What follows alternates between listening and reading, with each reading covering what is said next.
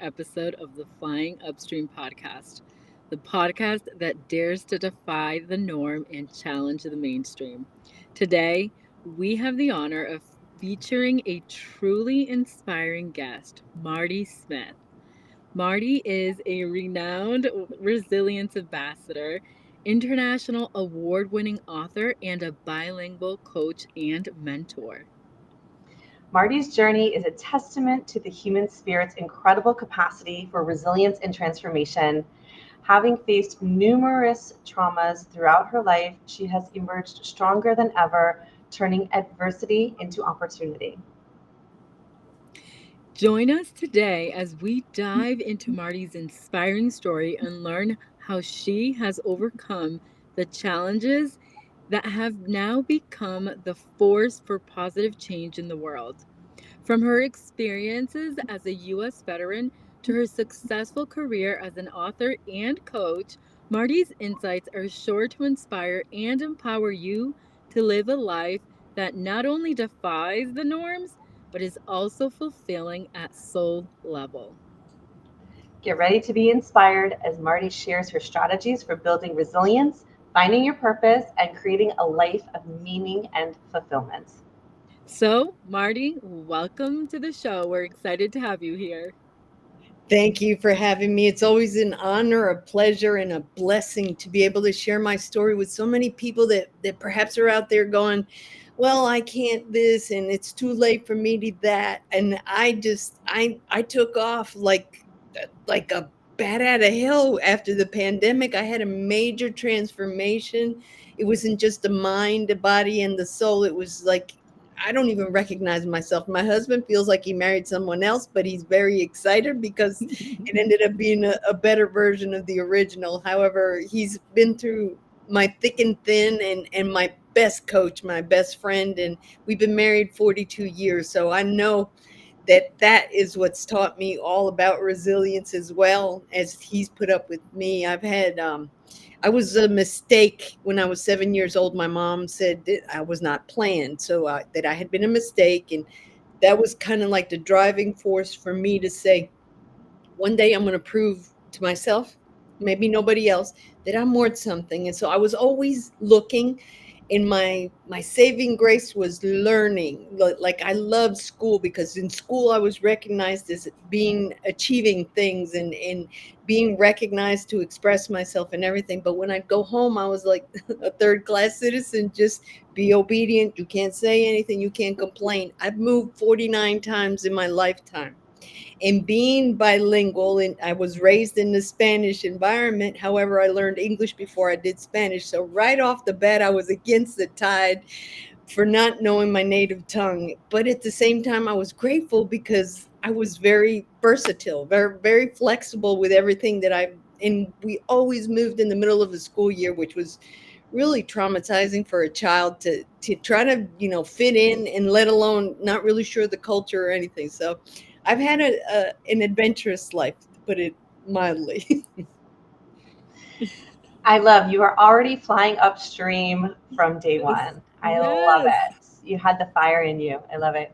So, Yes. Martie, help us understand. Take us back to the beginning. You shared a little bit about your early life and what kind of got you started down the path that led you to become who you are today. Well, this I didn't know. I did, and this is where the innocence of a child and trying to be their own counselor with very little experience, you just kind of piece all the limiting beliefs in your head and saying, okay, I understand this part, I understand this part. But I say my teachers, even no matter where I went, I always was the obedient kid. I was always the A student and everything else. So I always had something to achieve and be recognized for there. So I say my saving grace was learning, and those teachers recognized me. But now that I look back and reflect at my whole life, there was blessings all along. Only I was miserable in my cage of I'm no good. I don't know what to do. I'm not pleasing everybody. I wanted to please everybody, but I couldn't because I didn't know what I wanted out of me. And I didn't know that the thing that I lacked the most was loving myself. When I learned that, when I took courses of empowering during the pandemic, instead of me focusing on all the negativity, I started seeing all the blessings, and I wrote the book with the intention of creating a horror novel. But then I felt like I don't know, I felt like the voice of God said, okay, there's enough hell going out there in the world. You want to share more hell, or do you want to use what you've lived to share with the world, to see that no matter what happens, no matter how much you fall, you bleed, you sweat, you cry, you can pick yourself up and take off and be a miracle that you are. So that's the version I went with. I wrote Resilience Nourishes the Soul. In there, I went backtrack to all the times I had moved, all the times that I had missed all the blessings that had been there.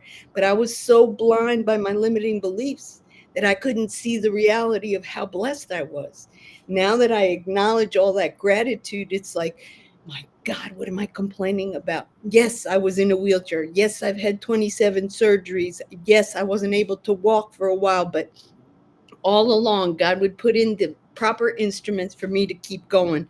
And I just didn't realize that until the pandemic hit and I started writing and expressing myself. I think that's what was missing in my life, not the ability to express myself. That was what was blocking my success. I have a question about that because I think that often, you shared about the book and how you kind of had this whole idea, this whole path of how, what you were going to publish and what you were going to put out there. And then God spoke to you. And I think that sometimes it can be so subtle, the way that we understand the way that God speaks to us and the way that we're guided, right? Um, I wonder for you, what essentially, right, made you feel like, hey, even though this may not be the path of least resistance in terms of, a horror book may have probably sold more, may have been more easily accepted, right? What made you choose the path of potential least resistance by following that guidance that you felt you received? The fact of so much negativity focused in front of me. I have so many people dying. Even my own brother passed away from the pandemic. It was like, enough, Marty. You've already been down this road. When you were in the wheelchair, I think I was having flashbacks of all the reasons why I had been severely depressed. When they told me you're not going to be able to stand for more than 10-15 minutes, my legs turned into wet noodles. It's a nerve condition that's called reflex sympathetic dystrophy. So it's kind of like my autonomic nervous system short circuited. So I couldn't innervate the signals that my brain was sending to walk and hold myself up. So it's kind of like they just go away, and my body was just sitting there wet noodles and wanting to fall apart. And plus all the major surgeries I had. I've had both ankles reconstructed, my knees, and everything just kind of like, I've been butchered to death in my eyes of my dilemmas. However, that's when I felt God say, okay, yes, you went through hell. Yes, you survived all this. Yes, you were in a wheelchair. Yes, this, yes, that, all the negativity. But what? Look at you now. Look at all you've overcome. Look at all you surpassed. Look at all that you cursed. That is your blessing. That is your saving grace. Now go out and share it with the world. Now go give people hope. Now go give those people that think they're old and they can't do anything because they lost their career, they didn't pick the right one, whatever. I've been a veteran, an Air Force veteran. I was a radiation therapist. Oh, I got a college degree. That's it. And no, but it wasn't meant to be. However, in the radiation therapy, when I was going through there, those patients, those cancer patients, especially the children, taught me about life. And when they would sit there and go, I want to see my mom smile. I want to see my dad tell me a joke. And all they come in here is cry and be depressed. And I was like, boom, that wake up call. Marty, what can you change here? So I was always the cheerleader, the everything that I wish someone would do for me. But I was given so much, I left myself without the supply to continue. With the book, I started seeing that the abundance of blessings was there, and all I had to do was share it little by little. And I won. I published the book December 2022. I won an award in January 2023. My father-in-law passed away December of 20, the very hour that I was publishing the book, he passed away. And I remember him seeing him in the hospital saying, "You're going to be somebody, you're going to do something. And I want to read that book and I want to know what you changed." Look at me now. I won an award 6 months down the line for um, a woman of heart, a humanitarian award. Where on God's green earth did I even think that writing a book would get me there? Not only was I made nominated, but I got to be awarded that thing. I picked it up in England. Meanwhile, in Ireland, there was another award for me, Women of Story of Global Impact. And I went, oh my God. So tell me that God didn't open up the doors. He opened up the windows of opportunity and he showed me that what I had decided was the way that I needed to go. That's why I do what I do. And that is the legacy I want to leave to the world. That even though I wasn't able to have children, I used to curse myself for that. Oh, you can't even give your husband that's been there with everything, and you can't even give him children. And then God has a way of showing you, just because it doesn't look the way you want it to doesn't mean he's not doing it. I became a Sunday school teacher, a catechist for 35 years. Those children that were 8 years old are now married and have their own children, and it followed in the footsteps that I never thought I'd see the fruits of my labor. So people, we all are capable of so much more than we give ourselves credit. We are a miracle. Each and every one of us has something to share uniquely and independently, whether people believe it or not. That's a whole different ball game, and that's where I come in. I come talk to you and say, okay, yes, you've been through all that, but where, look at you now. You're still alive. You still got your senses. Where do we go from here? How do we change that narrative? How do we proclaim that we can continue and be perseverant? Whew, okay. That was amazing. So much So passion. beautiful. I love it. I can't hold it back. It's just like when it's this good happening to you, and this is where money is wonderful. It helps people. But when you, because I was rich when I was little, but rich in the wrong way in my book, what I was missing was now everything God has given me and allowed me to enjoy. And so if people come into this environment that yes, we could do it and things will provide, that God provides, or opportunities if chosen properly with the right clarity and the right attitude of positivity instead of negativity, then you're already out of your comfort zone and launching into creativity. And that's what I promote. It's amazing. I want to go in a little bit of a different direction. In your journey of resilience, how would you reconcile the idea of healing with the notion of forgiveness? And do you think forgiveness is necessary for true healing, or can it exist without the other? I think it's a process. Everyone goes through it differently. But I myself, after my mom had called me a mistake, and I never forgot that. Well, guess who the black sheep of the family was? Me. But guess who was the one to see them off before they left this world? I had come back to my mom. I had come back to my dad. My dad had Alzheimer's, and for the first time in my life, I felt like a father's love. And he was not communicating. It was more like his reaction, like, wow, he's smiling. He's feeling like my presence, and I'm feeling acknowledgement from him. Mom was a little slower. She ended up having cancer. So I see where God gives you the tools, even though you don't see the production of what you've done. Eventually it comes to you, because in learning how to treat cancer patients, I learned to treat my mom and help her. And I think that was the beginning of the healing process for me, as well as the forgiveness, because I would have never come back had I not got all that processed in my head. But I see that God has a wonderful way of showing you things that we don't see, because we're so blinded by emotion, by unsettled differences or anything else that we put in there. We can't see the big picture and say, okay, this happened. No, we don't. Well, let's agree to disagree, but we can still exist and be acknowledging that they're family, be acknowledging that the figure they play in our lives. And there is a reason why we go through everything we do. And that's the part that we need to look at differently, because we don't heal if we're, stubborn and hurt, and don't see anything good about anything that's happened with those relationships. But the book was a catharsis. I healed, I forgave, and I forgave myself as well. And that was primary too. Forgive yourself for having been so ignorant to not see all the blessings and everything else, because I didn't know. I didn't. No one ever told me what I want to tell the world. Marty, I love that.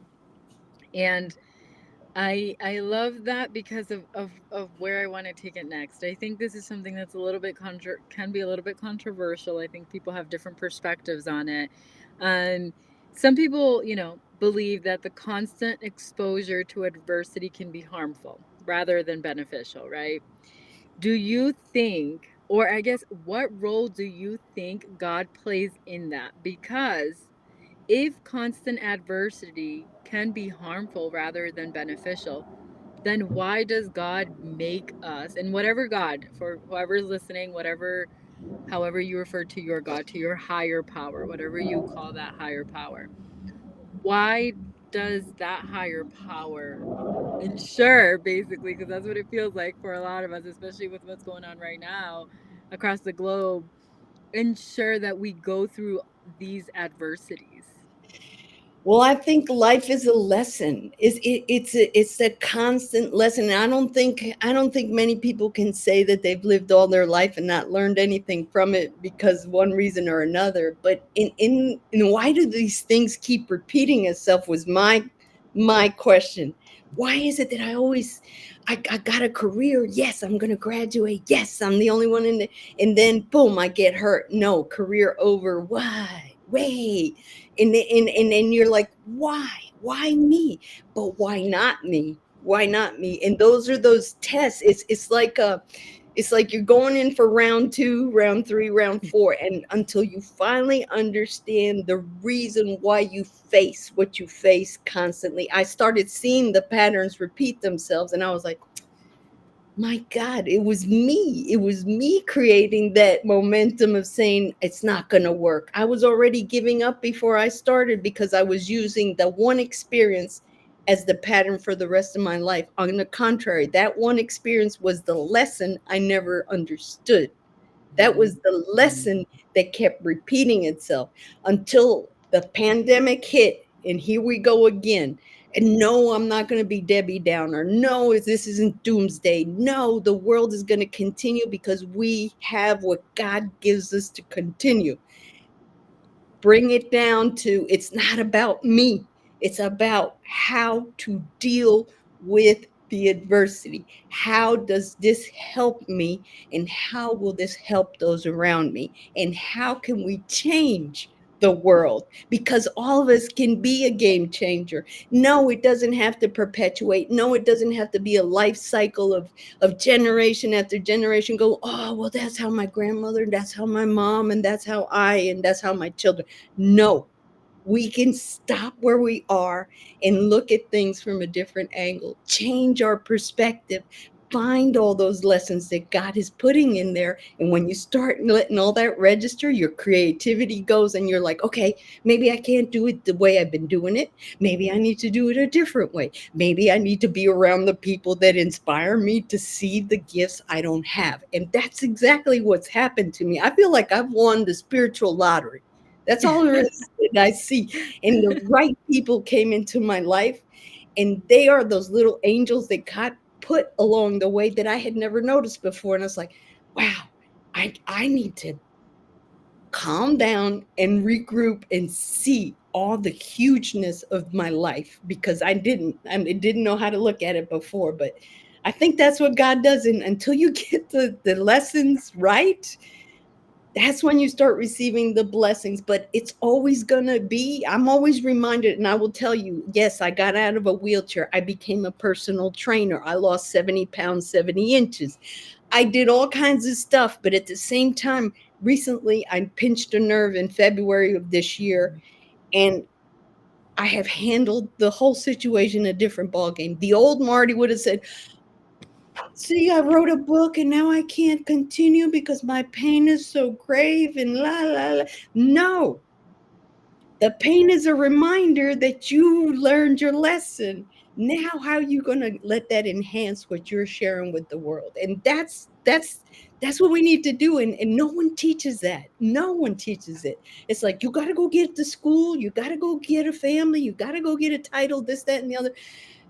Teach us the practicality of it becoming and dealing with adversity. Teach us the fortitude, the perseverance, the values, the virtues, and everything that we can stand on our own 2 feet and say, not today, not today.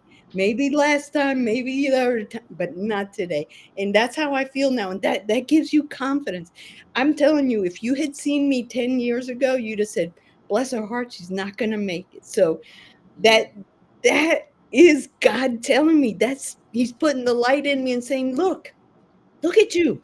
Look at you. And it's a shame for me to even question that I had a rough life, because I see the people that really lose their limbs and they're incapacitated, and yet they go to the Olympics. Yet they are the living example of resilience. So me, I'm just a little pin compared to those people. Those are the ones that inspired me. Those are the people that inspired me, because I had no reason to complain about anything I was going through.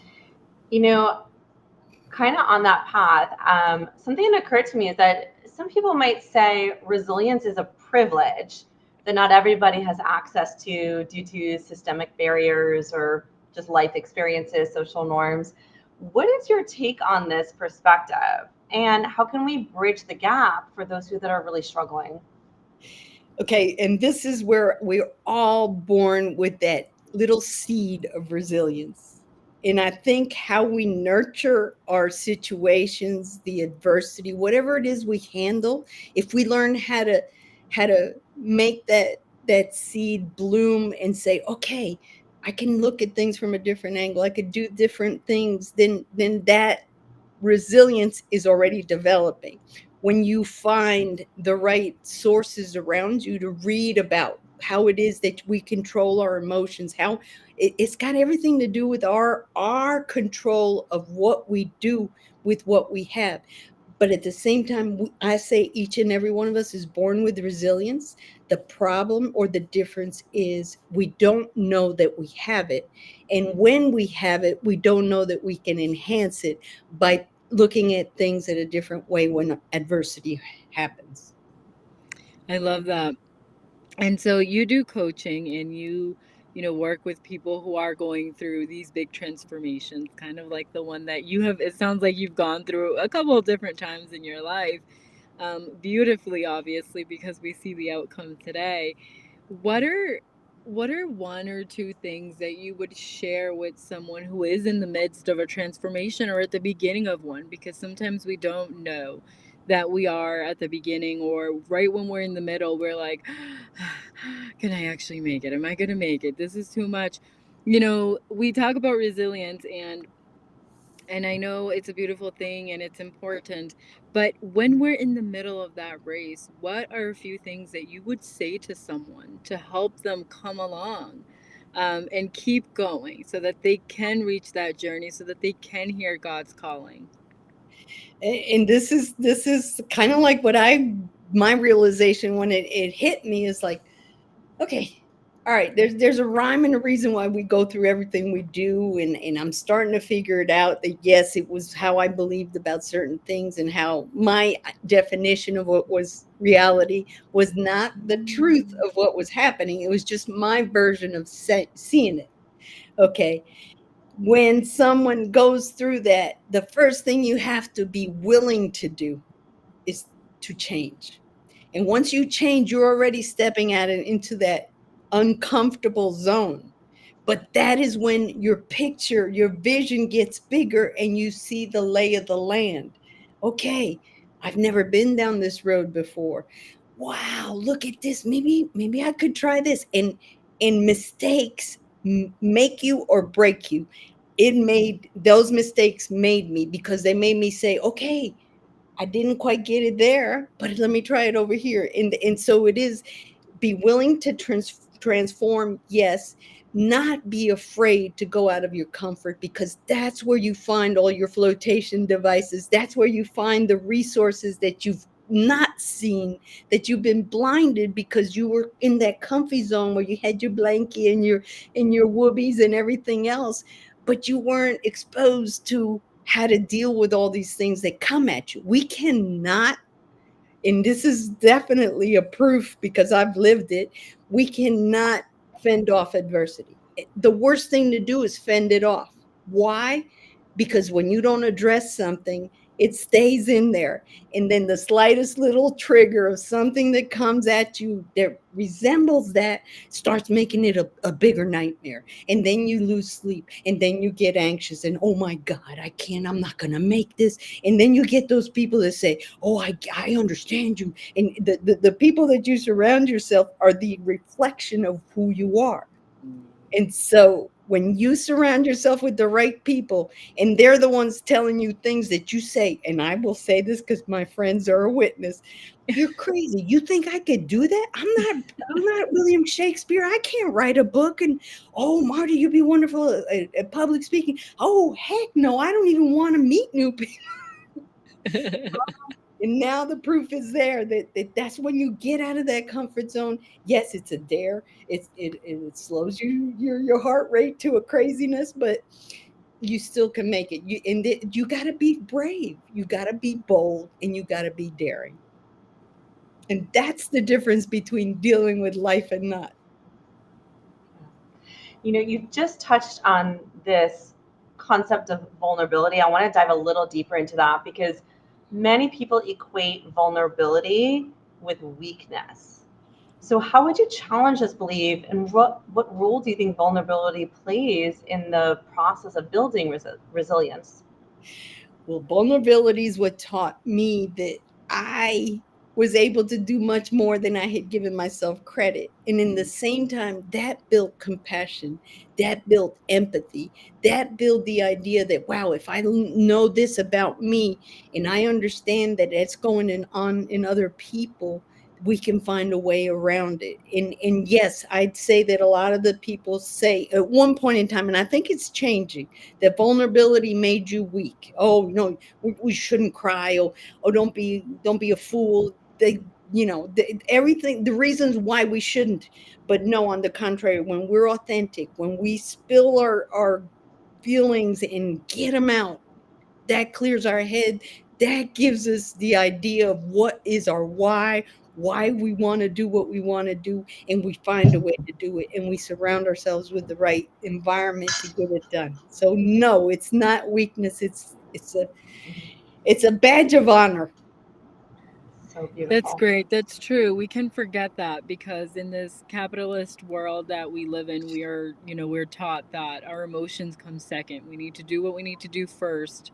And then, kind of at the end of the day, if there's time, you kind of then think about your emotions and so forth. And I think what that does is dim our authenticity essentially because start losing who we are when we don't even know what we're feeling, we don't have or take the time to express our emotions. We kind of start forgetting how to identify them. We kind of start forgetting what they mean. We start forgetting how they impact our lives and the small decisions that add up to our life. And I know that for you, I mean, you have one heck of a story, right? You've been through so much. And here you are, extremely successful, coaching other people through these major life transformations, helping them see the world in a way that is going to benefit not just them, because that's the truth, right? When we change internally, it's not just ourselves that are possibly impacted, it's everyone around us, right? We Yes. affect change by going within and by making the changes within ourselves first. And so I love with everything that you have shared. I would love to know from you, what helped you steer this path that is now being, basically allowing you to help other people? What was it besides that resilience that had to be inside of you and within you at all times? What was it, and what could help other people steer that ship so that they too can continue to do that work that's going to cause that life changing transformation that you offer to the clients that you work with? Well, first of all, it's to take a look at themselves and take inventory of how you deal with anything. And one of the things that woke up my, like, my wow moment, my shift, was when they asked me, when I was taking all these empowering courses, and they asked me, and this was kind of like, oh my God, why are they asking that? Give me 10 adjectives that describe you positively. And I was like, oh, I was like, I didn't have anything. But that, even that reaction showed me that I didn't know myself. So introspection, when you know what your why is, what your mission, your passion, and your purpose are, Yes. you definitely see a different light. You definitely feel a different confidence, a different expression of who you are and how you feel. And then your authenticity comes in, because then you see, wow, that's in all these things that happen to me, I see them reflected in other people, and they're, as they're going through it, and I was like, I can that resonates in me, and let's take a look at it. Let's just write down all the pros and cons of what you see. And usually what ends up being, what's for me, the cons are very minimal, but those are the ones we focus on. And the blessings are the pros, and those are the ones we don't see, because we're blinded by what we've created in our mind is a block for what our actual life and thriving in a fulfilled way is. Marty, that's amazing. Thank you for sharing all of your amazing insights with us today. As we start to wrap up, I just want to acknowledge that I know our audience has taken away a wealth of life changing tips to help them steer in the direction of their own path. So, as we wind down, we'd love for you to share with us, Marty, what's next for you and what else are you currently in? Well, I guess being in the Air Force gave me that dare to do, and I'm daring to do things that I never imagined I'd be doing. And one of them is helping the youth. We're creating an environment for people that are in that transition. They graduate school and they're not sure where they want to go, what. Yes, the careers are wonderful if you're a doctor and a teacher, but that's not what I want to do. So they start questioning. Like, they feel forced to go have an education, but what they really wanted to do is something to express themselves or whatever. So we're dealing with startups of people that want to come in and take a look at their career, at what they want to do with their life, and find their why, find their purpose, find their mission, their passion, and everything. And then go, well, maybe I have an idea that I haven't quite created. And I'm partnered with someone in Germany. Her name is Deanna Joyce, and she is a super ultimate coach that she came because of one of my interviews. And I'm like, okay, see, God, you keep going and you keep showing. So so that's what we're doing. We're dealing, and it's called and this is kind of cute because I have always been a rebel. So it's called Disruptive Rebels. We're going against the norms. We're not saying that you have to this and you have to that and you have to this. We're asking you what it is that you see yourself doing, what it is that you want to create. And maybe you have an idea that you're afraid that it's not good because it's not what the trend is or whatever. No, we're going to help you examine it, dig out the pros and cons, and go with it and develop it into a business, and teach those around you, your children, your family, anybody, that they too. We want to start with little kids, and that's another thing. We're writing a series of books that that kid with the lemonade stand can be an entrepreneur from day one. And can you imagine a 5-year-old opening up a cookie stand or whatever, and then being ready to graduate high school? What is he going to do with his life? So it's simple stuff that we learn after the fact, or I did. Now it's like, let's bring them the tools they need to grow, develop, gain freedom to do the things they want to do, bring along the idea that family is what ties us together, and thrive and make it sustainable for generations to come. Pass the torch, pass the knowledge, and make this world a better place, and leave it better than you found it. Amazing. Martie, thank you for joining us today on Flying Upstream. Free spirits, we hope today's journey has left you inspired to think outside the box and maybe even walk a path less traveled. Don't forget to follow us on YouTube and on your favorite podcast platform so that you never miss an episode. Make sure you like, follow, and subscribe. And as always, don't forget to follow our amazing guest, Martie. We will link all of her links in the description and in the podcast notes. And also, don't forget to join us next time so that you can continue to enjoy as we explore incredible stories like Martie's that are full of courage and innovation. Until next time, keep challenging the ordinary.